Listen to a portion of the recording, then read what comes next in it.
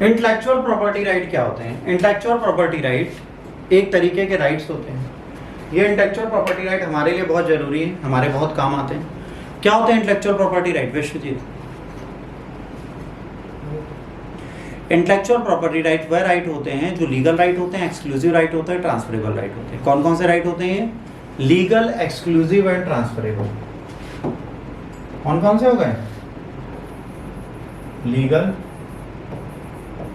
Exclusive and transferable.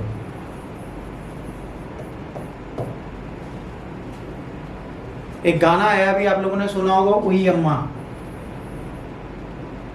उई कैसे लिखते हैं? उई हो गया, उई अम्मा। ये किसी का कॉपीराइट है ना, किसी ने इतनी क्रिएटिविटी की, उई अम्मा में उंगली में फंस गई, जो भी गाना है वो क्यों बना? क्योंकि किसी ने तो कुछ यूनिक किया ना, तभी तो उई अम्मा गाना है। अब अगर इसका कोई रिमिक्स बनाना चाहे तो बना सकता है। उई अम्मा गाने का कोई रिमिक्स बनाना चाहे बना सकता है? नहीं बना सकता जब तक उससे कॉपीराइट ना ले लिया जाए। तो ये क्या है?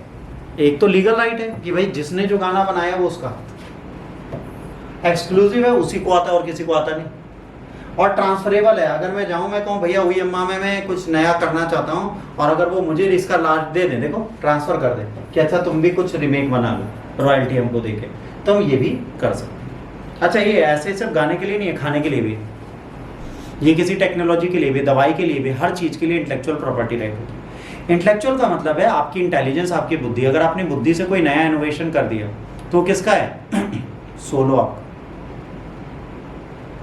मैंने विश्वजीत एक ऐसी टेक्नोलॉजी बनाई है कि अगर यहाँ पर मैं पानी फेंक दूँ तो पानी हवा में उड़ेगा, सिर्फ वैक्यूम से। तो ये मेरी टेक्नोलॉजी है ना। अब ये इसका कॉपीराइट मेरे पास है। अब सामने वाला पूछे भैया हम भी बना दें, मैंने आइडिया पहले उठाया, मैंने पहले बना दिया, तो मेरा इंटेलेक्चुअल प्रॉपर्टी राइट हुआ। मेरे को कॉपी करके आप मेरे जैसा कुछ भी बनाओगे तो मैं आप पे लीगल क्लेम कर दूंगा।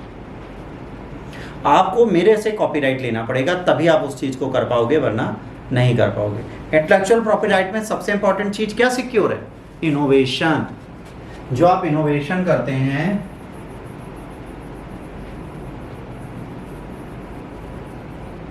ये पूरी तरह सुरक्षित है। जो भी इनोवेशन आप करेंगे बच्चों, ये पूरी तरीके से हमने सुरक्षित कर दिया इंटेलेक्चुअल प्रॉपर्टी राइट्स।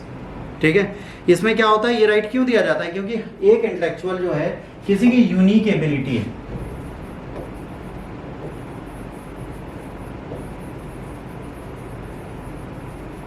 ये क्या है? किसी भी चीज की यूनिक एबिलिटी है, किसी भी चीज की एक विशेष क्षमता है, यूनिक एबिलिटी है। ठीक है, और इसके लिए बहुत सारी चीजें हैं। और ये जरूरी क्यों है? क्योंकि ये इकोनॉमिक ग्रोथ देती है।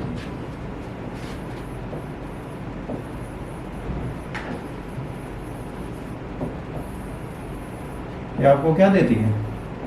इकोनॉमिक ग्रोथ देती है, आर्थिक अर्थव्यवस्था आपकी बढ़ाने का काम करती है। ठीक, इसमें सबसे पहला आता है कॉपीराइट। इंटेलेक्चुअल प्रॉपर्टी राइट में सबसे पहले जो राइट होगा वो होगा कॉपीराइट।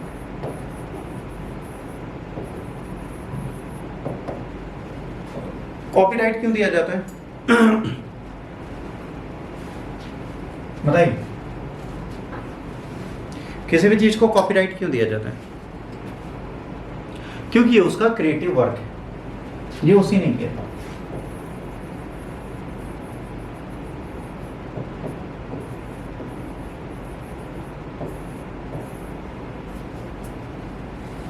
फॉर एग्जाम्पल, जैसे शायरी लिखना एक शौक होता है, गालिब का था और जफ़र का था, वैसे हमारा है। जैसे अर्ज किया है, आप गैरों की बात करते हैं, आप गैरों की बात करते हैं, हमने अपनों को आजमाया है। आप गैरों की बात करते हैं, हमने अपनों को आजमाया है। लोग कांटों से बचकर चलते हैं, हमने फूलों से जख्म खाया है। अब लेट सपोज ये शायरी मैंने कुछ साल पहले लिखी, मेरी शायरी, इसका कॉपीराइट मेरे पास है। अब आप अपनी गर्लफ्रेंड के पास गए, आपने टीपा और रील वायरल हो गई। लेट सपोज आपने यही डायलॉग जो आज मैंने क्लास में बोला, आपने टीप लिया और आपने रील वायरल कर दी। तो अगर ये मैंने लिखा होगा, ऑल्दो मैंने नहीं लिखा, अगर ये मैंने लिखा होता तो क्या होता? मैं आप पे कॉपीराइट डाल देता। और अगर मैं प्रूफ कर ले जाता कि ये कॉपीराइट मेरा है क्योंकि उन्होंने प्रिंट करा के उस पर कॉपीराइट लिखा था, अधिकार मैंने कॉपीराइट के रखे थे, तो आपके रील का जितना पैसा था सारा मैं खा जाता। जैसे आपने देखा होगा जब गूगल पे वीडियोस बनाते हैं यूट्यूब पे, तो हम क्या देखते हैं, हम देखते हैं ये तो नहीं लिखा किसी फोटो पे, क्योंकि अगर कॉपीराइट लिखी कोई भी फोटो आपके वायरल वीडियो में आ गए बेटा, तो गूगल आपका सारा पैसा खा जाएगा, आपको 5 रुपए भी नहीं देगा, क्योंकि मेरे गूगल का कॉपीराइट है। तो कॉपीराइट क्यों किया जाता है कि मैंने कितनी सुंदर फोटो खींची जिसको लोग खरीदना चाहते हैं, तो खरीदने के पैसे दो ना, फ्री में हम तुमको काहे को देंगे, हम तुम्हें फ्री में क्यों देंगे, कोई रीजन होगा फ्री में देने का, है ही नहीं, तो हम तुम्हें फ्री में देंगे ही नहीं। तो कॉपीराइट का सिंपल सा मतलब है वो चीज जो आपको हम फ्री में नहीं दे सकते, तो कॉपीराइट है। जैसे क्रिएटिव वर्क है, जैसे कई गाने पुराने वाले हैं, अब रिमिक्स आता है, जैसे घर से निकलते ही कुछ दूर चलते ही, टी सीरीज के गाने थे, उनका कॉपीराइट किसको दे दिया गया, अलग अलग सिंगर्स को, कि आप इसके रिमिक्स बनाओ। बट अगर वो बिना कॉपीराइट की परमिशन को ट्रांसफरेबल किए बिना लेते तो दिक्कत होती। जैसे मान लीजिए ए कोचिंग ने बहुत सुंदर नोट्स बनाए, आपने उनको कॉपी किया और पेस्ट किया अपने चैनल पे, और का कॉपीराइट की ऐसी की तैसी, और किस्मत आपकी इतनी अच्छी थी कि आप वायरल भी हो गए, आपने जितना कमाया सारा वो कोचिंग उठा लेगी। आपको क्या करना है, आपने देखा होगा एक न्यूज़पेपर है जिसको बहुत पढ़ाया जाता है, द हिंदू, पढ़ाया जाता है, बट आपने कभी देखा है कोई टीचर लिखे current affairs only the Hindu आगे ना डाले? सब डालते हैं, पता है क्यों? नहीं डालेंगे तो कॉपीराइट लग जाएगा और हिंदू सारा चैनल खा जाएगा। The Hindu, the Indian express, the योजना, द कुरुक्षेत्र, जिस चीज से हम नोट्स लेंगे उसका नाम देना जरूरी है। अगर आपने वीडियो में थैंक्स में बोल दिया कि भाई thank you study IQ, thank you Birbal साहब, थैंक यू अशोक साहब, तो फिर शायद ये लोग आप पे कॉपीराइट ना लगे। अब जहां से जो चीज उठाएं, अगर आपने उसको एक्सेप्टेंस में दे लिया तो आप पे कॉपीराइट नहीं लगता, वरना आप पे कॉपीराइट लग सकता है। तो कॉपीराइट क्या है? एक इंटेलेक्चुअल प्रॉपर्टी राइट है, और इसको हमने पूरी तरीके से प्रोटेक्ट रखा है। क्रिएटर अगर चाहे, अगर क्रिएटर चाहता है, वर्ड समझना, ये क्या है, क्रिएटिव वर्क है तो इसका कोई क्रिएटर होगा। अगर क्रिएटर चाहे तो इस वर्क को ट्रांसफर कर सकता है। कॉपीराइट वाली चीजों को किसी को भी दिया जा सकता है, पर ये ट्रांसफर करने के लिए अधिकार किसके पास है? सिर्फ क्रिएटर के पास। ठीक, इसमें क्या आता है? लिटरेचर आता है, कोई भी आर्टिस्ट आता है, कोई भी एजुकेशन आती है, और कोई भी म्यूजिकल फॉर्म आती है।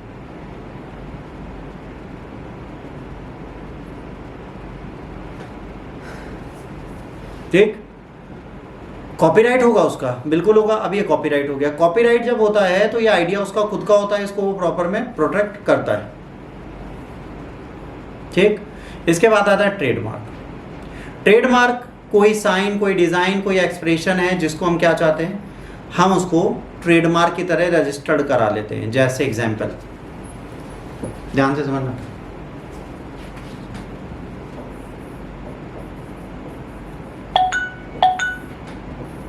ये एनएक्स का मान लो लोगो था। ठीक, तो ये क्या था? ये कॉपीराइट था।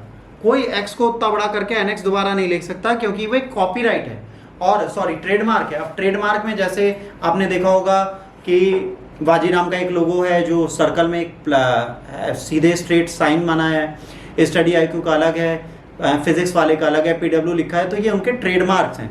इन ट्रेडमार्क्स को आप कभी भी यूज नहीं कर सकते, उनसे मिलती जुलती कोई भी चीज नहीं ले सकते, क्योंकि उनके ट्रेडमार्क हैं। जैसे ऑडी का ट्रेडमार्क क्या है?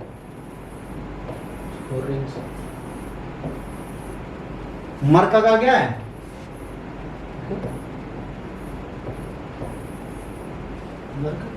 मर्सिडीज। ठीक है, और इसके बाद कौन सी आती है? BMW का क्या है? ऐसे बनाते हैं, फिर इसके नीचे यहाँ पे वो लिखते हैं जो इनका ब्रांड होता है। तो अब ये क्या है? ये सब लोगो है। इसके साथ आपने देखा होगा होंडा का लोगो, टोयोटा का लोगो, टोयोटा का कुछ ऐसे है। ठीक, हुंडई का कुछ ऐसे है। ठीक, होंडा का कुछ ऐसे है, ऐसे कुछ जाता है। तो ये सब क्या है? ये सब लोगो हैं, ये ट्रेडमार्क्स हैं, इनको ट्रेडमार्क बोलते हैं। ये ट्रेडमार्क उन्हीं के हैं, इनको आप जैसे सुजुकी, सुजुकी आप ऐसे लिखते हैं। ठीक, तो अब ये क्या है? ये इनके ट्रेडमार्क्स हैं। जैसे एप्पल, एप्पल बना नहीं पाऊंगा, फिर भी कोशिश करता हूँ कुछ ऐसे। सेब ऐसे बनता है ना, ऐसे आएगा, फिर ऐसे आएगा, फिर यहाँ से ऐसे कट जाएगा, कुछ ऐसे एप्पल है मान लो, ठीक। मैंगो, एप्पल, जितने भी ट्रेडमार्क्स हैं वो सब ऐसे ही बनते हैं। निशान का, फॉक्सवैगन का, फोर्ड का, निशान, सबके अलग अलग लोगो हैं, अलग अलग चीज़ें हैं। वोल्वो, वोल्वो और निशान की मिक्सिंग है, आप देखेंगे ना। वोल्वो कुछ ऐसे है, वोल्वो ऐसे जाएगा, फिर यहाँ पे ऐसे एरो कट जाएगा और यहाँ पे वोल्वो लिखा होगा, ठीक। निशान बिल्कुल स्ट्रेट है, यहाँ पर निशान लिखा है उसमें। ये दोनों लोगों मिलते जुलते होते हुए भी कॉपीराइट में राइट नहीं रखते, क्योंकि ये ट्रेडमार्क है और ट्रेडमार्क को रजिस्टर्ड किया गया है, इनको कोई कॉपी नहीं कर सकता। तो ट्रेडमार्क उनकी लीगल एंटिटी है और इस लीगल एंटिटीज को कोई भी छेड़ नहीं सकता, ये उनका व्यक्तिगत है और व्यक्तिगत चीज़ों को आप ले नहीं सकते। इसके बाद आता है ट्रेड सीक्रेट। ये सुना होगा आपने, सुना है कभी? There is a trade secret.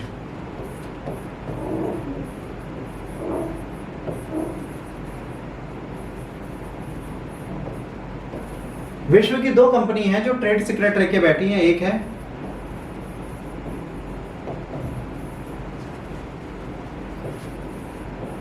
दुनिया में सबसे पहले ट्रेड सीक्रेट यहीं से स्टार्ट हुआ था। पेप्सिको और कोको कोला से ट्रेड सीक्रेट का कॉन्सेप्ट स्टार्ट होता है।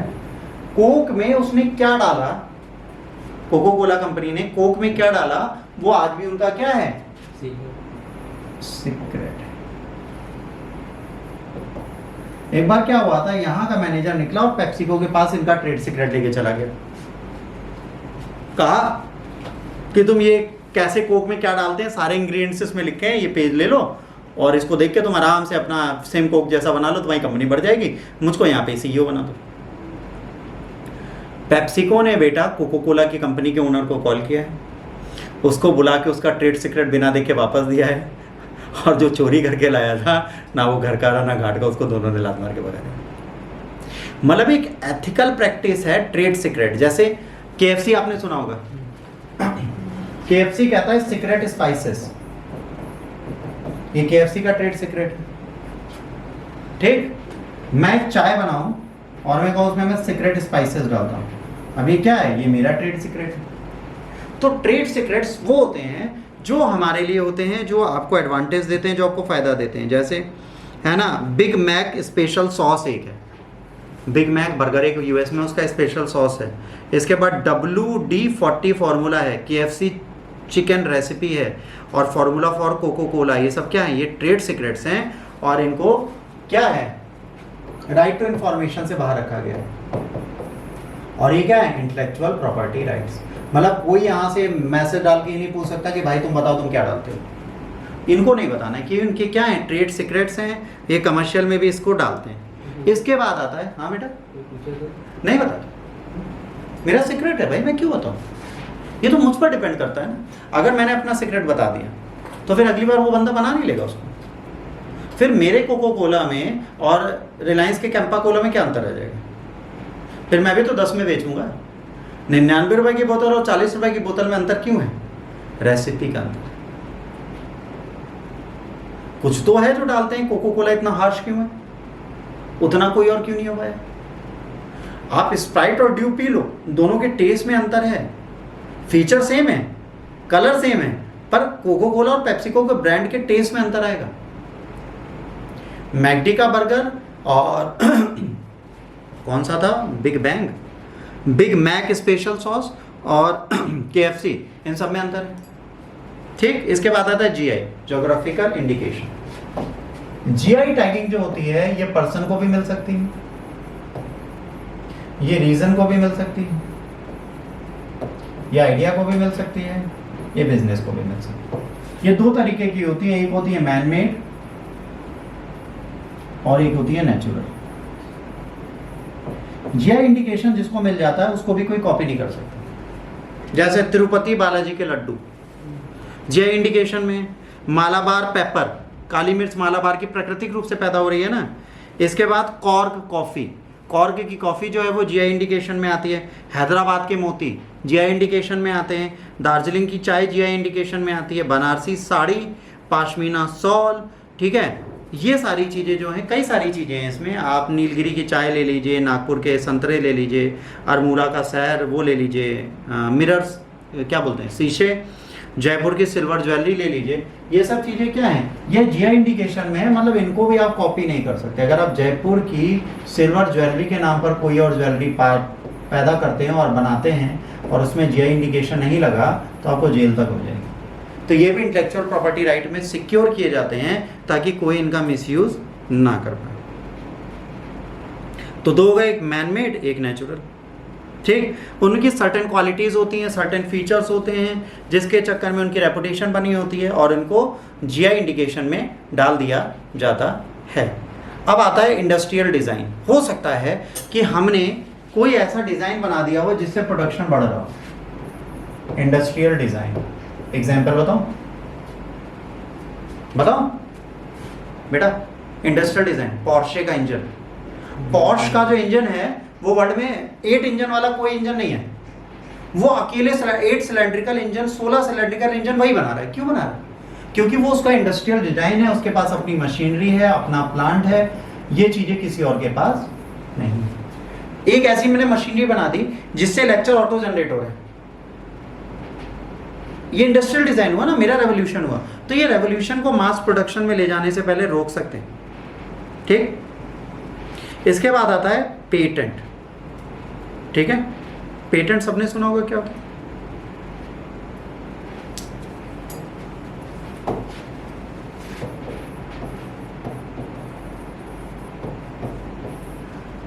जैसे मान लीजिए मैंने कोई इनोवेशन किया, ध्यान से सुनना। मान लीजिए मैंने विंडोज बनाई सबसे पहले। मैं कौन था? मैं स्टीव जॉब्स था या कौन था बताओ? एप्पल वाले स्टीव जॉब्स हो गए और माइक्रोसॉफ्ट वाले कौन है? Bill Gates. मैं स्टीव जॉब्स था या बिल गेट्स था? मैंने या तो विंडोज बनाई या आईओएस बनाई। अब ये पूरे विश्व में सिर्फ दो ही हैं विंडोज जो चल रही हैं, दो ही ऑपरेटिंग सिस्टम चल रहे हैं, इन्हें ओएस बोलते हैं, ऑपरेटिंग सिस्टम। अब ये दो ऑपरेटिंग सिस्टम जो चल रहे हैं इनको रेगुलेट करने के लिए मैंने क्या किया, मैंने पेटेंट दे लिया कि आने वाले 20 सालों तक विंडोज को सिर्फ माइक्रोसॉफ्ट बनाएगा या आईओएस बनाएगा और कोई नहीं बनाएगा। आप समझना, पूरे विश्व में इन्हीं को सप्लाई देनी है। तो अगर माइक्रोसॉफ्ट इस विंडो को $10,000 में बेचेगा तो भी आप लोगे, और ये भी $10,000 में बेचेगा तो भी आप लोगे ना, क्योंकि इनका पेटेंट है, इसको कोई और कॉपी नहीं कर सकता। इसको कॉपी करने का अधिकार इन्होंने किसी को नहीं दिया। जब नहीं दिया तो इसको पेटेंट बोलते हैं।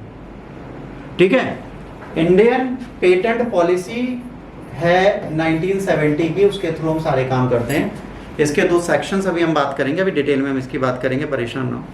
ठीक है, माइक्रोसॉफ्ट का सॉफ्टवेयर हो गया वो इसी में आएगा, ये सारी चीज़ें आएंगी। पेटेंट क्यों होता है? पेटेंट 3 चीज़ों के लिए होता है, फॉर समझिए। पहले आपने जो इनोवेशन किया है वो प्रमोट हो।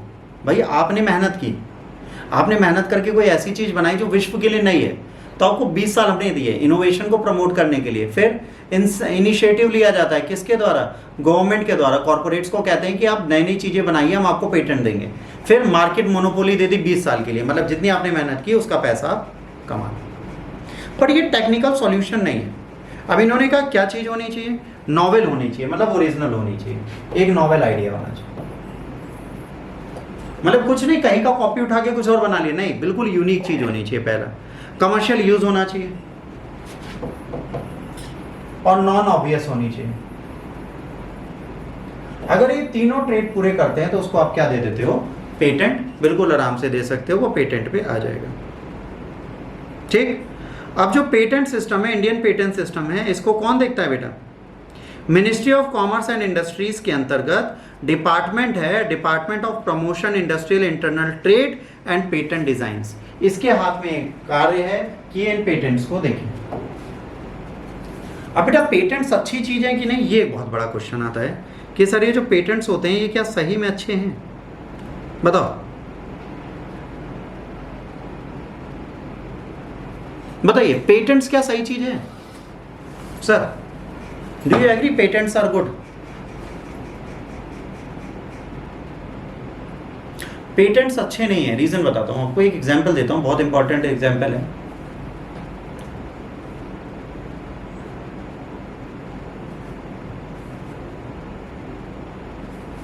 एक दवाई थी जिसका नाम था नेक्सावीर।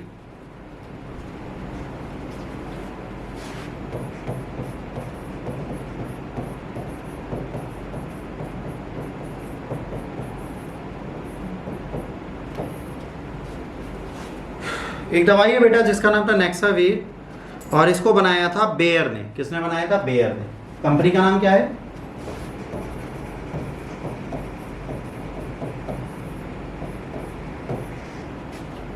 कंपनी का नाम क्या था बेटा? बेयर। बहुत ध्यान से सुनो, सारी चीजें छोड़ के भी।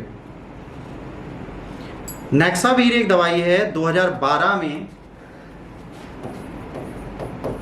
इसका पेटेंट खत्म होना था। नेक्सावीर बेयर कंपनी ने बनाई थी, और ये किसकी दवा है? कैंसर ट्रीटमेंट की दवा है। जिसको कैंसर होता है उसको दवाई दी जाती है। एक महीने में इसकी 120 टैबलेट खानी होती थी।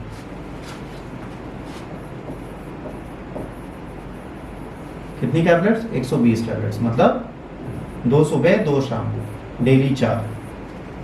ठीक भाई साहब? कितनी कीमत होगी 120 टैबलेट की आपके हिसाब से?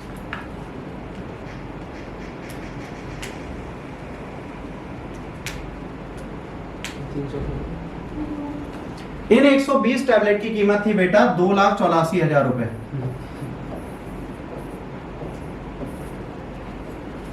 कितनी थी? 2,84,000 रुपए 120 टैबलेट का कैंसर का पेशेंट घर बेच के दे देता था। अच्छा, सरकार ये कहती है जब किसी को पेटेंट देते हैं तो उसमें अगर मेडिकल यूज है, इमरजेंसी मेडिकल यूज है, ठीक, रेट बहुत ज़्यादा है, डिमांड सप्लाई पूरी नहीं हो रही, तो सरकार एक कंपलसरी लाइसेंसिंग बना देती है। वर्ड समझना क्या बोला मैंने? इंटेलेक्चुअल प्रॉपर्टी राइट में एग्जाम में पूछा जाएगा। सरकार क्या करेगी? एक कंपलसरी लाइसेंसिंग बना देगी। ये कंपलसरी लाइसेंसिंग आपके लिए क्या करेगी बच्चों? जब आपके लिए